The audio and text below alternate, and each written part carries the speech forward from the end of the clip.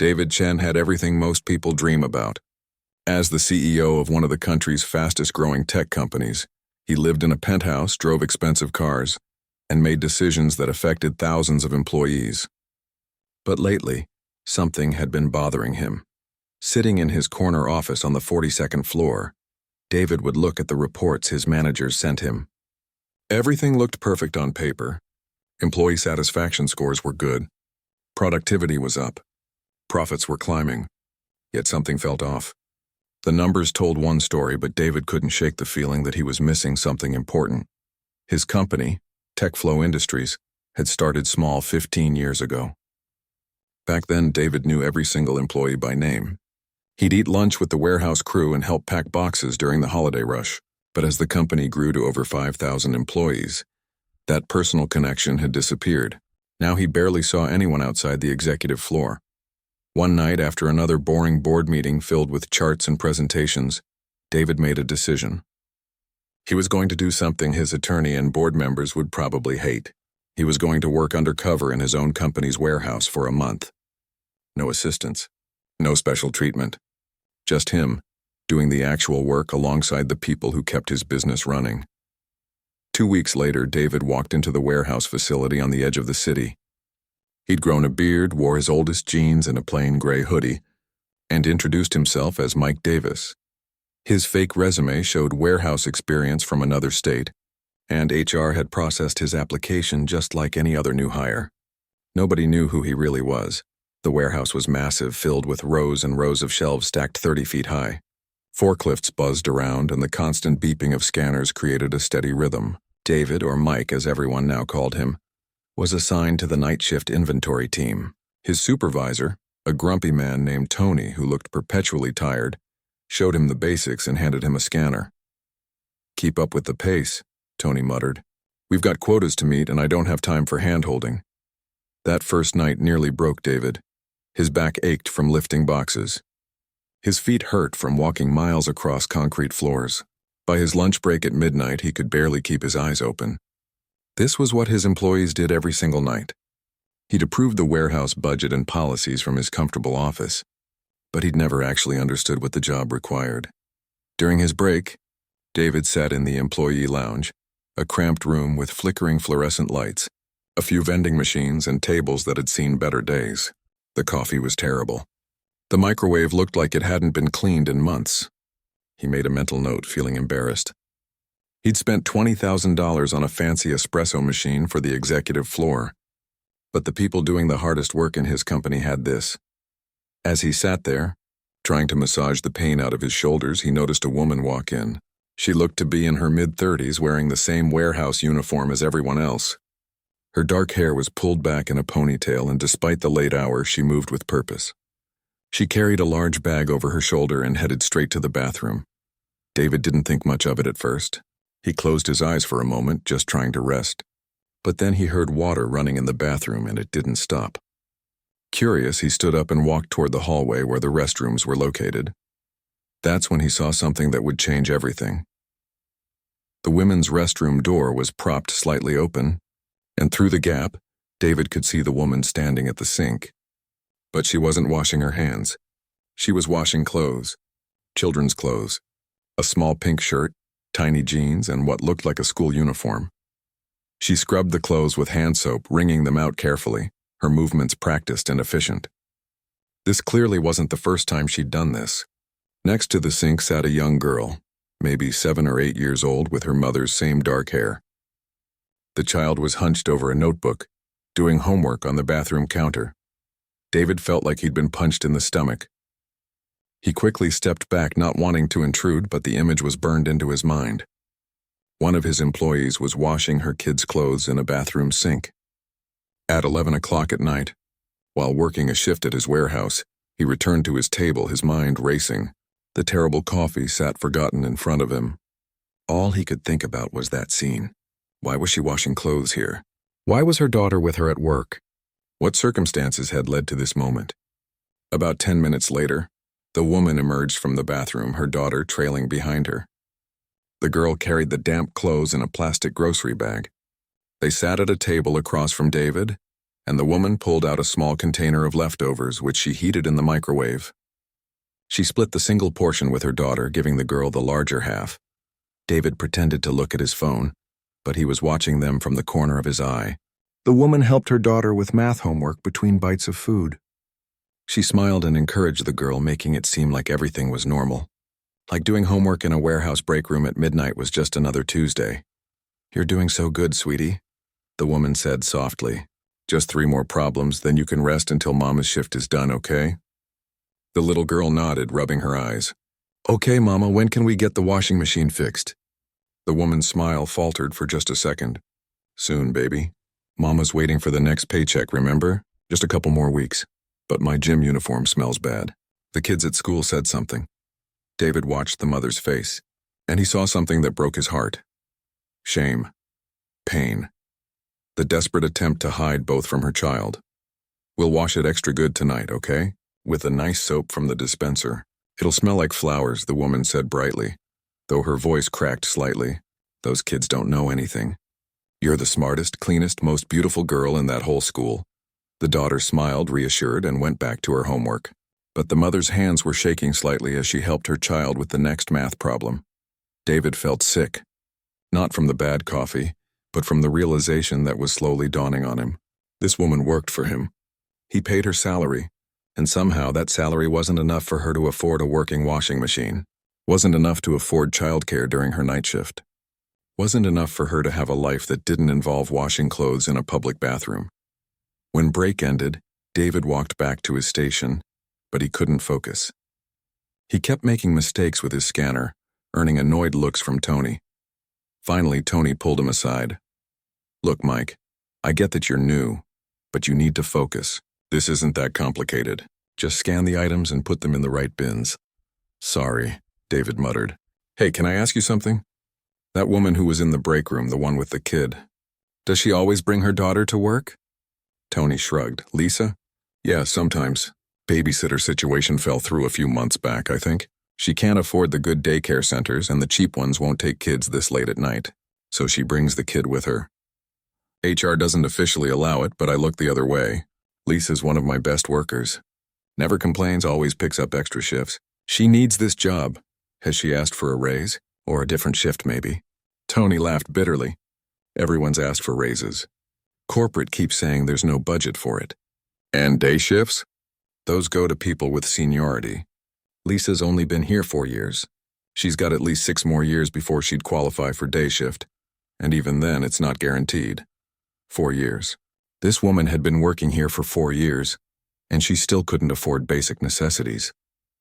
David felt heat rising in his chest. Anger.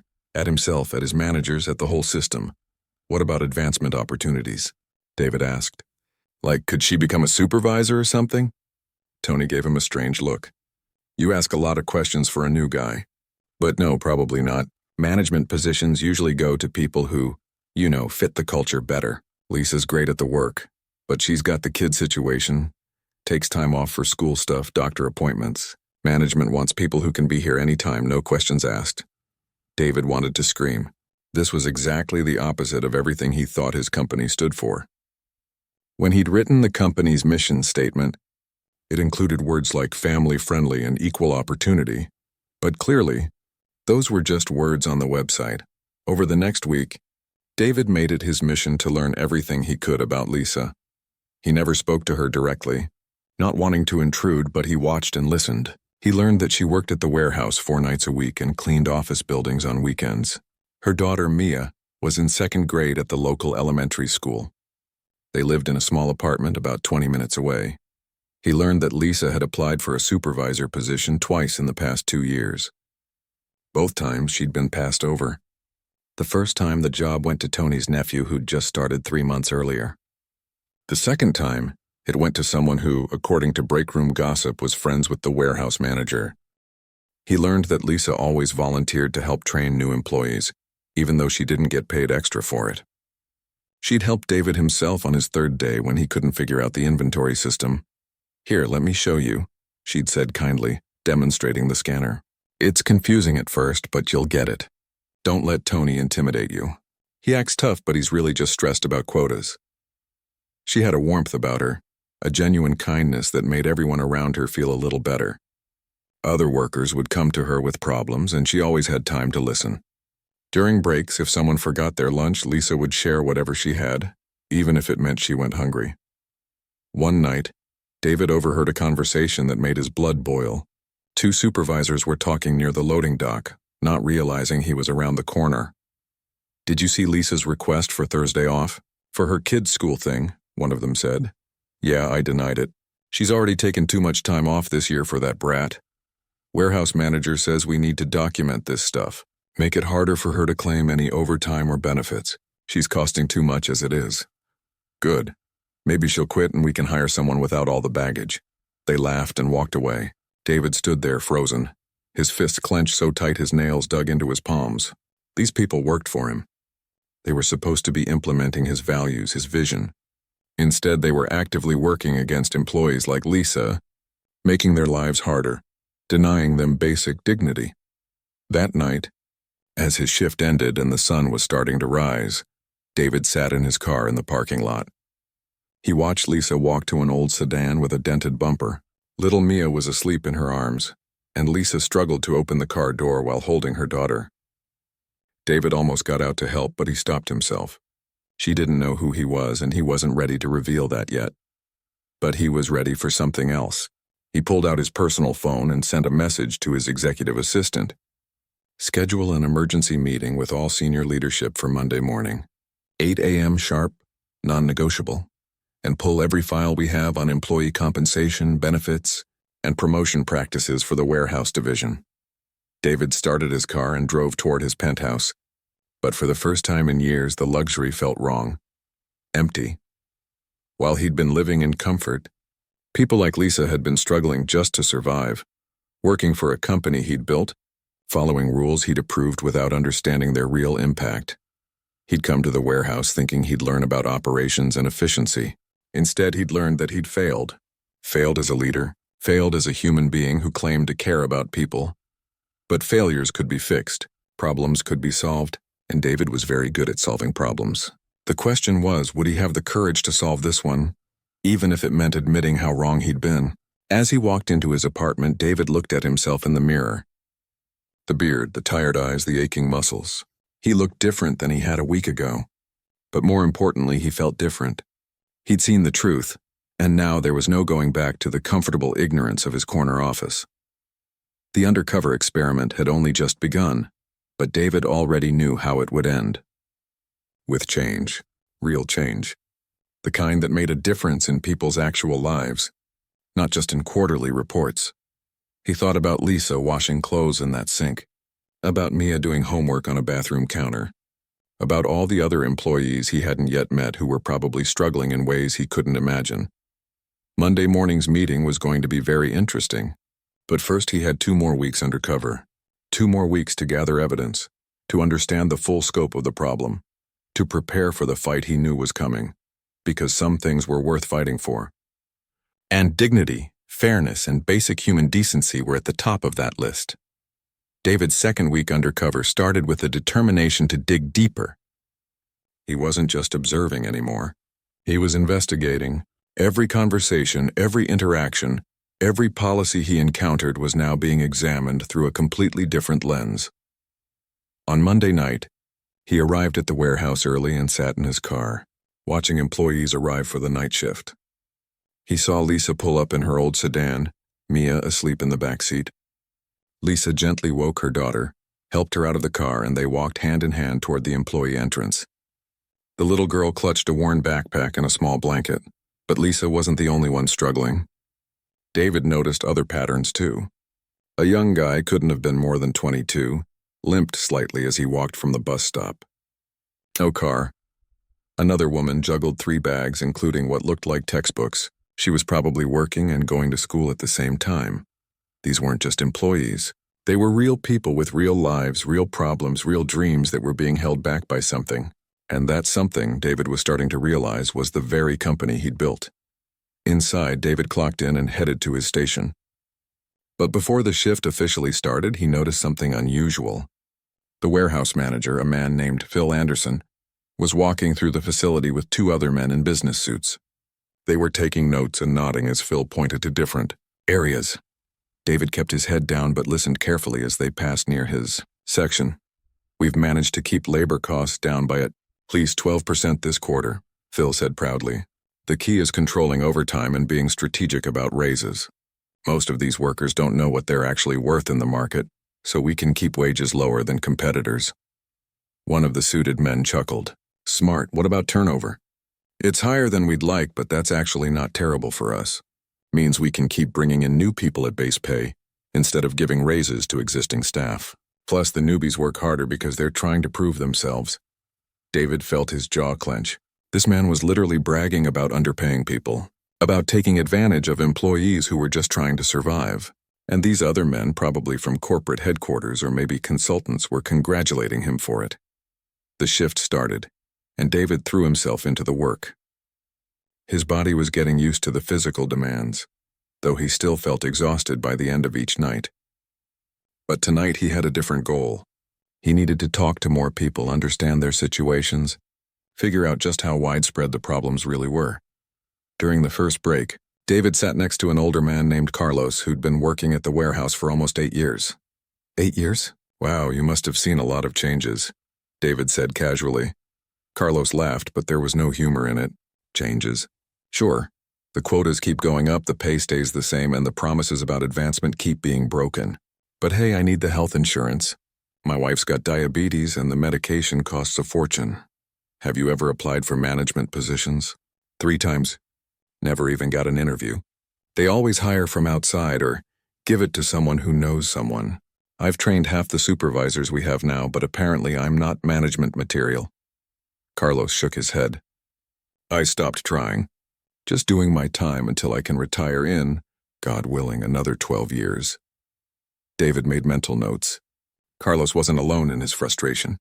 As the night went on, David struck up conversations with different workers, and the stories were all variations of the same theme. Hard work that went unrewarded, loyalty that wasn't returned, promises that were never kept. There was Jennifer, a single woman in her 40s who'd been begging for the day shift for 3 years because the night shift was affecting her health. Her requests were always denied, yet when a day shift position opened up last month, it went to someone who'd been there less than a year. Why? Because that person was the nephew of someone in HR. There was Brian, who'd discovered that new hires were making more than him even though he'd been there for 5 years. When he brought it up to his supervisor, he was told that discussing wages was unprofessional, and he should focus on his work instead of causing problems. There was Rachel, who'd been written up for taking a day off when her son was in the hospital. The write-up went in her permanent file, which meant she was now ineligible for the perfect attendance bonus that she'd been working toward for 2 years. The more David listened, the angrier he became, but he kept his expression neutral, playing the role of the new guy who was just learning the ropes. Inside, though, he was building a case against his own company's management practices. Around 1 in the morning, David found himself working in the same aisle as Lisa. They were both restocking shelves, scanning items, and organizing inventory. Lisa worked with impressive efficiency, her movements quick and precise. This was someone who'd mastered her job and could probably do it in her sleep. "You're getting faster," Lisa said with a friendly smile. "First week is always the hardest. Your body adjusts." "Thanks," David replied. "How long did it take you to get this good at it?" "Oh, maybe a month or so. It's not rocket science, just about finding your rhythm." She paused, scanning a box. "You planning to stick around? A lot of new people quit after the first few weeks." "Yeah, I need the job. Bills to pay, you know how it is." Lisa nodded knowingly. "Don't I ever? Bills, rent, food, school supplies. The list never ends and the paycheck never quite stretches far enough." David wanted to ask her more, but he didn't want to pry. Instead, he said, "I noticed you bring your daughter sometimes. That must be tough, working nights with a kid." Lisa's expression shifted, a mixture of embarrassment and defensiveness crossing her face. "Childcare fell through. It's temporary until I figure something else out. She's a good kid, stays quiet, does her homework, doesn't bother anyone." "I wasn't criticizing," David said quickly. "I think it's impressive, actually. Managing work and parenting alone. That takes real strength." Lisa's shoulders relaxed a bit. "You have kids?" "No, but I have a lot of respect for parents who do whatever it takes." David hesitated, then added, "For what it's worth, I think this company should do more to support people in situations like yours." Lisa laughed softly, sadly. "That would be nice, but companies like this, they don't really care about us. We're just numbers on a spreadsheet. As long as the work gets done and they can keep costs low, they're happy. We're replaceable." Those words hit David like a physical blow. Replaceable, that's how his employees felt. Not valued. Not appreciated, replaceable. "Have you ever thought about looking for work somewhere else?" he asked. "All the time. But it's the same everywhere, isn't it? And at least here, I know what I'm dealing with. Starting over somewhere new, that's risky. What if the new place is worse? What if I don't make it through probation? I can't risk losing income, not even for a few weeks. Mia depends on me." They worked in silence for a while after that. David's mind was racing. This was the reality of his workforce. People who felt trapped, who couldn't take risks, who stayed in bad situations because the alternative seemed even scarier. Later that night, during the last break before the shift ended, David witnessed something that made everything even clearer. Phil, the warehouse manager, was talking to Tony, David's supervisor. "I'm cutting overtime for next month," Phil said. "Corporate wants better margins, but we're already understaffed. How are we supposed to meet quotas without overtime? Not my problem. Figure it out, make the workers more efficient, and start documenting anyone who can't keep up. We'll phase them out and bring in fresh blood." Tony looked frustrated but nodded. He didn't argue. After Phil walked away, Tony muttered under his breath, "Fresh blood." "Like people are cattle." David approached Tony casually. "Everything okay?" Tony glanced at him. "You really want to know, Mike? This place is run by people who've never done a day of real work in their lives. They sit in offices, play with spreadsheets, and make decisions that screw over everyone down here. Then they go home to their nice houses and sleep just fine." The irony wasn't lost on David. Tony was describing him, or at least who he used to be before this undercover experience. "Why do you stay?" David asked. "Same reason everyone stays. Bills, responsibility, fear." Tony shrugged. "I got 2 kids in college. I need this job, so I do what they tell me, even when I know it's wrong. That make me a bad person? Maybe. But I'm a bad person who keeps a roof over his family's heads." David wanted to tell him that he wasn't bad, that he was trapped in an unfair system, that none of this was his fault. But he couldn't, not yet. The shift ended at 6 in the morning. David was exhausted, but instead of going home, he sat in his car and started typing notes on his phone. Everything he'd seen, everything he'd heard, names, situations, specific policies that were being abused. He was building a comprehensive picture of what was really happening in his company, but he needed more. He needed documentation. He needed proof that would be impossible to deny or dismiss. Over the next few days, David became more strategic. He started paying attention to the bulletin board in the break room, taking photos of posted policies with his phone. He noticed that some of the official policies contradicted what managers were actually doing. For example, the company policy clearly stated that employees should be evaluated for promotions based on performance and merit. But in practice, promotions were going to friends, relatives, and favorites. He also discovered something disturbing about the health insurance. The company offered health insurance, which looked good on paper, but the premiums had been steadily increasing each year, and the coverage had been decreasing. Many employees, including Lisa, were paying a significant chunk of their paychecks for insurance that barely covered anything. When he checked the executive plan, the one he and other senior leaders had, it was vastly superior and cost them almost nothing. 2-tier system. Good benefits for executives, bare minimum for everyone else. David also learned about the equipment situation. The warehouse used old, sometimes malfunctioning equipment. Forklifts broke down regularly. Scanners glitched constantly. Safety equipment was often in short supply. When workers reported these issues, they were told that new equipment wasn't in the budget. Yet David knew for a fact that his company had just spent $3 million renovating the executive offices. New furniture, new technology, even an expensive coffee bar. $3 million that could have been used to buy safe, reliable equipment for the people doing the actual work that made the company profitable. On Thursday night, David witnessed something that pushed him to his breaking point. Lisa was called into Phil's office. Through the glass window, David could see the conversation. He couldn't hear the words, but he could read Lisa's body language. confusion, then distress, then barely controlled emotion. When Lisa came out 15 minutes later, her eyes were red. She'd been crying. She walked quickly to the bathroom, and David saw Mia, who'd been waiting in the break room, run after her mother with concern on her young face. David approached Tony. "What happened? Is Lisa okay?" Tony looked uncomfortable. Phil denied her request for a schedule change. She wanted to switch to day shift, even offered to take a pay cut to do it, said she needs to be available for her kid during normal hours. Phil said no, told her if she can't handle her current schedule, maybe she should consider if this job is right for her. He threatened her job because she asked for a schedule change, basically, and he wrote her up for having her kid here too much, said it's against policy, even though everyone's been looking the other way for months. Now it's officially documented. David felt something inside him snap. This wasn't just bad management. This was cruelty. This was someone in power deliberately making life harder for someone who was already struggling.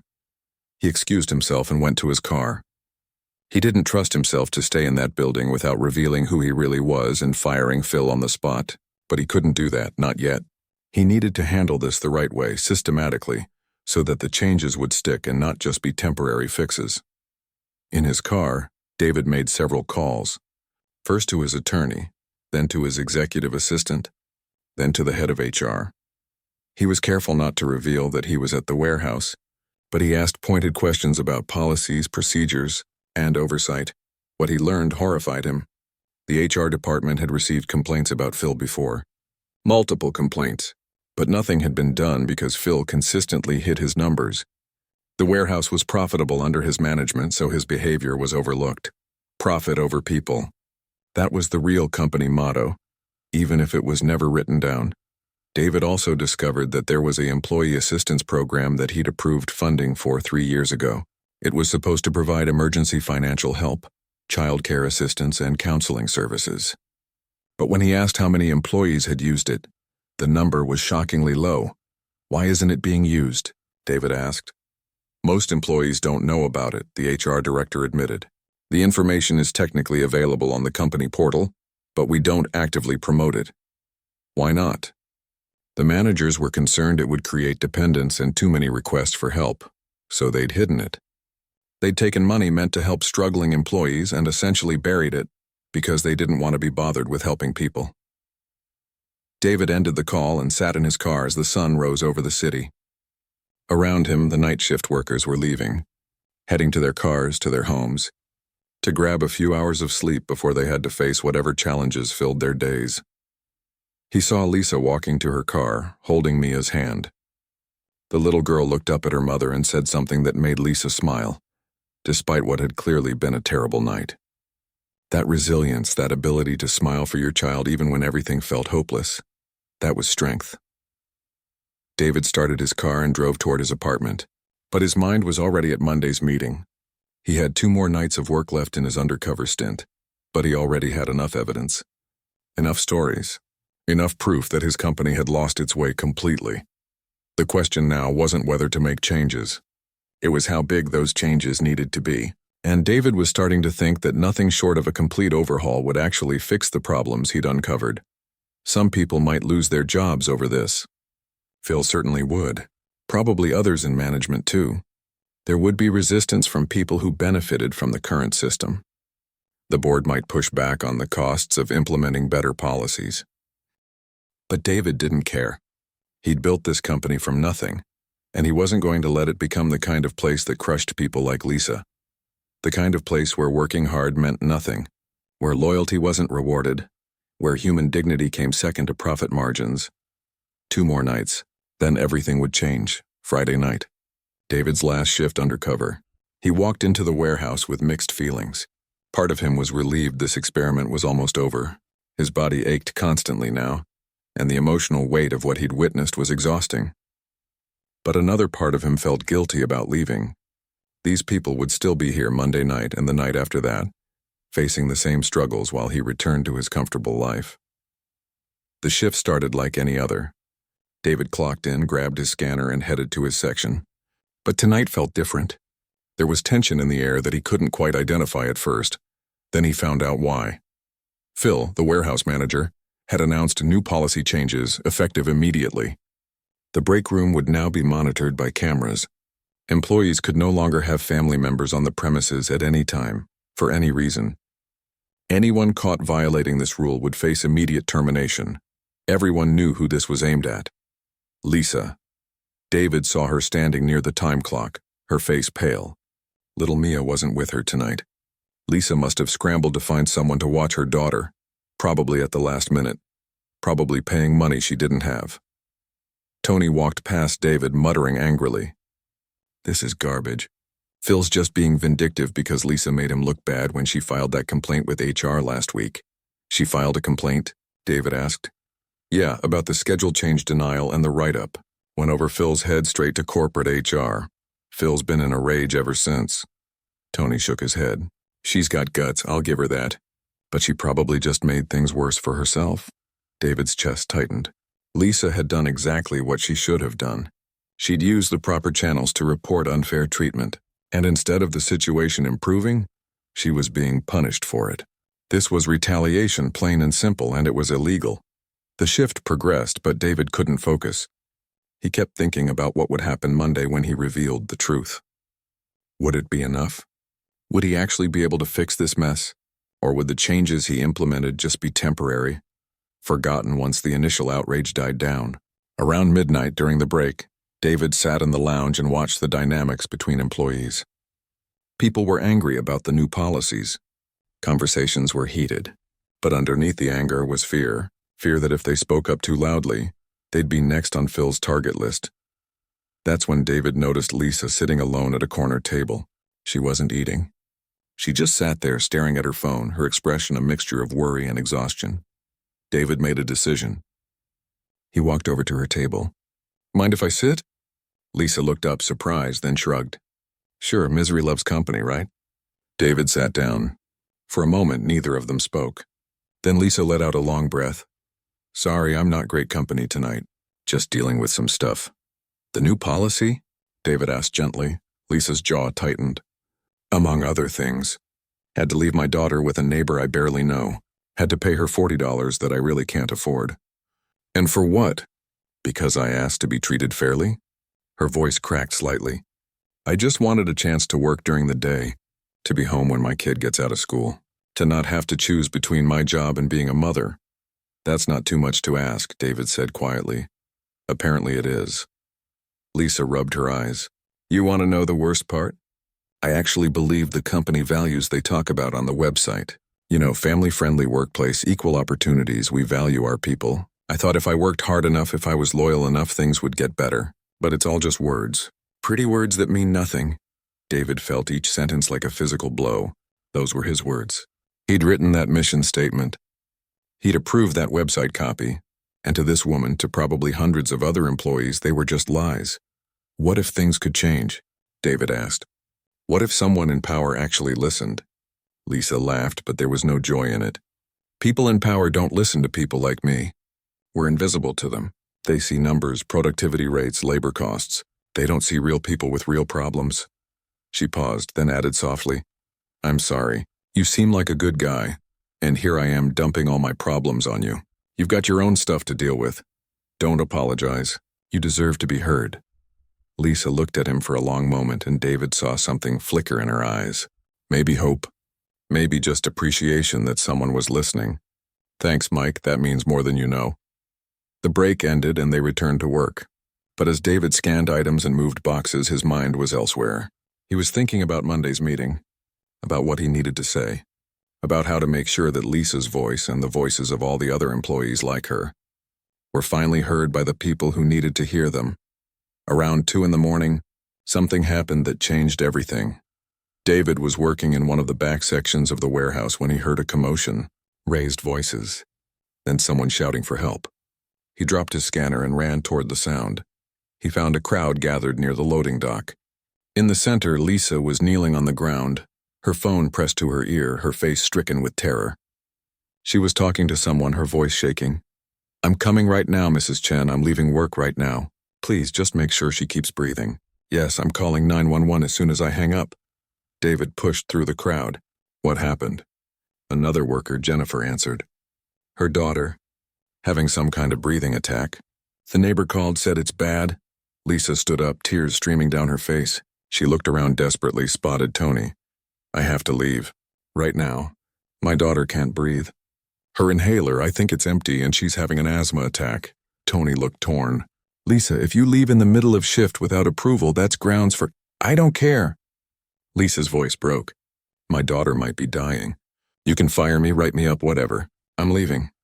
That's when Phil appeared, pushing through the crowd. What's going on here? Why isn't anyone working? Her kid's having a medical emergency, Tony explained. She needs to leave. Phil's expression didn't change. Then she needs to fill out the proper early departure forms and get supervisor approval. That's policy. The entire crowd went silent. David felt his blood run cold. This man was really going to make a mother fill out paperwork while her child was having a medical emergency? Lisa stared at Phil in disbelief. My daughter can't breathe. I need to go to her now, and I need you to follow policy. If you leave without authorization, you'll be terminated. Is that really what you want? Time seemed to slow down. David watched Lisa's face cycle through emotions. Desperation, rage, despair. She was actually weighing her options. Stay and fill out forms to keep a job she desperately needed, or leave immediately to potentially save her child's life. What kind of system made a parent have to make that choice? David stepped forward. He couldn't stay silent anymore. He didn't care about the undercover operation or the plan for Monday. Nothing was worth watching this happen. I'll drive her, David heard himself say. His voice was loud, clear, and didn't sound like Mike the warehouse worker. It sounded like David Chen, CEO, someone who made decisions and expected them to be followed. Phil turned to him. Excuse me, this doesn't concern you. Someone's child is in danger. That concerns everyone. I'll clock out, take my own leave time, and drive her to handle the emergency. That way she's not leaving during shift hours. She's just leaving with another employee who's choosing to use their break time. It was a flimsy justification, but David didn't care. He was already pulling off his work vest and moving toward Lisa. Phil's face reddened. You're new here. You don't get to decide. I'm deciding anyway. David looked at Lisa. Come on. My car's in the lot. We'll get you to your daughter. Lisa hesitated only a second, then nodded. She was already moving toward the exit, and David followed. Behind them, he could hear Phil shouting something about insubordination and termination, but David didn't look back. They ran through the parking lot. David unlocked his car, a nice sedan that was way too expensive for a warehouse worker to own. If Lisa noticed, she didn't comment. She was already on the phone trying to reach the neighbor again, her hands shaking so badly she could barely hold the device. She's not answering. Oh God, why isn't she answering? Lisa's voice was pure panic. David started the car and pulled out of the lot faster than he probably should have. What's the address? Lisa gave it to him, then immediately called 911. David listened as she described the situation to the dispatcher, her voice breaking multiple times. She's 8 years old. She has asthma. Her inhaler must be empty. I don't know. I wasn't home. I'm trying to get there. Please send someone. The dispatcher assured her an ambulance was on the way. Lisa dropped the phone in her lap and pressed her hands against her face, trying to control her breathing, trying not to completely fall apart. She's going to be okay, David said, trying to sound confident. Ambulance is coming. We're almost there. I should have been home. I should have checked her inhaler. I knew it was getting low, but I thought we had a few more days. And I was waiting until payday to refill it because they cost so much, and now— Lisa was spiraling, her words tumbling out in a rush. Hey, David said firmly but gently, this is not your fault. You're doing everything you can. You're a good mother. Your daughter knows that. Lisa looked at him, tears streaming down her face, and nodded slightly. She seemed to be holding on to his words like a lifeline. They arrived at Lisa's apartment complex. It was an older building in a part of town that had seen better days. Lisa was out of the car before David even fully stopped, running toward one of the ground floor units. David followed, his heart pounding. The door was unlocked. They rushed inside to find the neighbor, an elderly woman holding Mia. The little girl was gasping for air, her lips slightly blue, her eyes wide with fear. The ambulance is coming, the neighbor said. I've been timing her breathing like they told me on the phone. Lisa took her daughter into her arms, sitting on the floor, holding Mia against her chest. "Mommy's here, baby. Mommy's here. Just keep breathing, okay? Help is coming." David stood there feeling helpless. This was so far outside his normal experience. In his world, problems were solved with phone calls, with money, with authority. But right now, none of that mattered. All that mattered was a scared little girl struggling to breathe and a terrified mother trying to hold it together. The sound of sirens filled the air. Within moments, paramedics were rushing through the door. They immediately took over, putting an oxygen mask on Mia, checking her vitals, asking Lisa rapid-fire questions about her medical history. David stepped back, giving them room. The neighbor touched his arm. "Thank you for bringing her home. I'm Mrs. Chen. I live next door." "Is this the first time this has happened? The asthma attack?" "No, she's had them before, but never this bad." Mrs. Chen lowered her voice. "Lisa can barely afford the medication. I've seen her skipping meals to save money. She's killing herself trying to provide for that little girl." The paramedics were preparing to transport Mia to the hospital. One of them turned to Lisa. "She's stabilized for now, but we need to take her in." "Are you riding with us?" Yes, of course." Lisa stood, then suddenly seemed to remember something. She turned to David, her expression stricken. "Your car. You need to get back to work." "Oh God, we both left. They're going to fire both of us." David shook his head. "Don't worry about that right now. Go with your daughter. I'll handle everything else, but you barely know me. Why would you risk your job because it's the right thing to do? Now go. Be with Mia." Lisa looked like she wanted to say more, but the paramedics were already moving. She followed them out to the ambulance, climbing in beside her daughter. David watched as they drove away, lights flashing, carrying that scared little girl to safety. He stood in the parking lot of that rundown apartment complex as the sun started to rise. Mrs. Chen had gone back to her apartment. The street was quiet, and David Chen, CEO of TechFlow Industries, felt something shift inside him. This wasn't just about bad policies anymore. This wasn't just about promotion practices or wage gaps or management problems. This was about a system that had become so broken that a mother had to choose between her job and her child's life.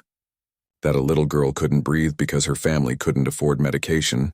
That people worked themselves to exhaustion and still couldn't meet basic needs. He pulled out his personal phone and made a call. His executive assistant answered on the second ring, despite the early hour. "Cancel Monday's meeting," David said. "We're doing this differently. I want an emergency board meeting scheduled for tomorrow morning. Yes, Saturday. Tell them it's mandatory. And I want our head of HR, chief financial officer, and general counsel there too." "Sir, is everything all right?" "No, but it's going to be." David ended the call and made another one. This time to the hospital, using his real name and position to make sure that Mia would receive the best possible care and that all costs would be covered. Then he got in his car and drove. Not to his penthouse, not to his office, but to the warehouse. He walked back in through the employee entrance, still wearing his warehouse uniform, and found Phil in his office. Phil looked up, surprised. "You came back? Doesn't matter. You're both fired. Clear out your lockers." David closed the door behind him. "We need to talk. There's nothing to talk about. You violated direct orders, left during shift hours. I'm David Chen." Phil stopped mid-sentence. "What?" "I'm David Chen, CEO of this company. I've been working undercover for the past 2 weeks." David watched the color drain from Phil's face. "And you just threatened to fire a mother for leaving to save her child's life. After systematically harassing her for weeks. After retaliating against her for filing a legitimate HR complaint." Phil's mouth opened and closed. "No words came out. You're done here," David said quietly. "Security will escort you out within the hour. Don't bother cleaning out your office. We'll mail you your personal items after we've finished documenting every policy violation you've committed." "You can't." "I can, and I am." David turned to leave, then looked back. "You had people's lives in your hands, Phil. People who depended on this job to survive. And you treated them like they were disposable. That ends now." David walked out of the office and into the warehouse. Workers were staring, having heard at least part of the conversation through the thin walls. Tony was there, his eyes wide. "Everyone," David said, his voice carrying across the facility. "My name is David Chen. I'm the CEO of TechFlow Industries. For the past 2 weeks, I've been working alongside you to understand what's really happening in this company. And I've learned that we've failed you. I've failed you. The warehouse had gone completely silent. Starting today, things are going to change. Real change, not empty promises. And it starts with this. Anyone who wants to leave right now to go home to be with their families to rest, you can. With full pay. This shift is over. Go home. Nobody moved at first. They just stared at him, trying to process what was happening. Go, David said again, softer this time. Go home. We'll figure out the details Monday. But right now, just go home. Slowly, people started moving. Then faster. Within minutes, the warehouse was emptying. People grabbed their belongings and headed for the exits, talking in hushed, excited voices.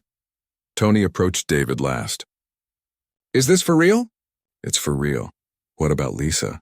Is she really fired? Lisa has a guaranteed job here for as long as she wants it. And a lot more than that. David pulled out his phone. I need to get to the hospital. Can you lock up here? Tony nodded, still looking stunned.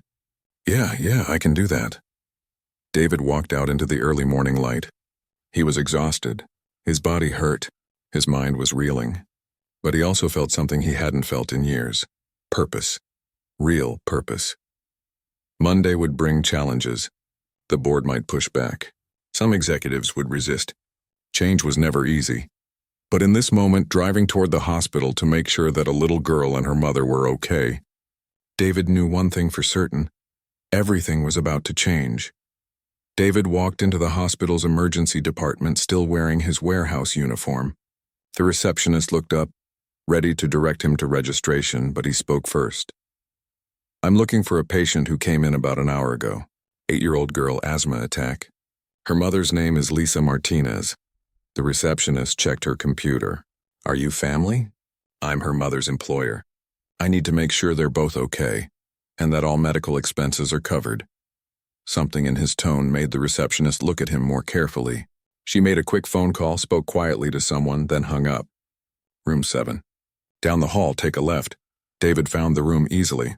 Through the small window in the door, he could see Mia lying in a hospital bed, an oxygen mask on her face, but her color was better. She was awake, alert. Lisa sat beside the bed, holding her daughter's hand, her face still showing traces of the terror she'd experienced. He knocked softly. Lisa looked up, and when she saw him, her expression shifted to confusion, then worry. Mike, what are you doing here? You should be at work. You're going to get in so much trouble. David stepped inside and closed the door behind him. Lisa, we need to talk. There's something I need to tell you, and I need you to hear me out before you react. Lisa's confusion deepened, but she nodded. Mia was watching him with curious eyes. My name isn't Mike Davis, it's David Chen. I'm the CEO of TechFlow Industries. He paused, letting that sink in. I've been working undercover in the warehouse for the past 2 weeks to understand what was really happening in my company. Lisa's face went through several emotions in rapid succession: confusion, disbelief, then something that looked like betrayal. You've been lying to me? To everyone? Yes, and I'm sorry for that deception. But I needed to see the truth. And the truth is that my company has been failing people like you, people who work hard, who deserve dignity and respect, who've been treated like they don't matter. David pulled up a chair and sat down, maintaining eye contact. Everything you told me about feeling invisible, about the company values being just empty words, you were right. And I'm here to tell you that's going to change. Change how? Lisa's voice was skeptical, guarded.